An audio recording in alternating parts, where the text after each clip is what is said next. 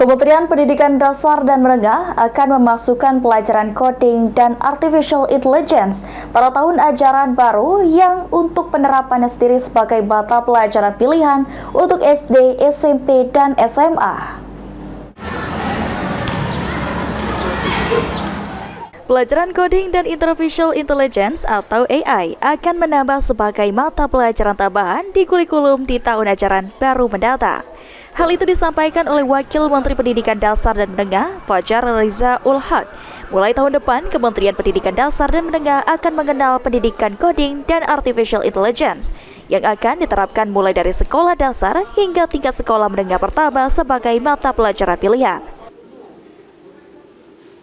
Mulai tahun depan kita akan mengenalkan pendidikan coding dan artificial intelligence mulai sekolah dasar sebagai mata pelajaran pilihan.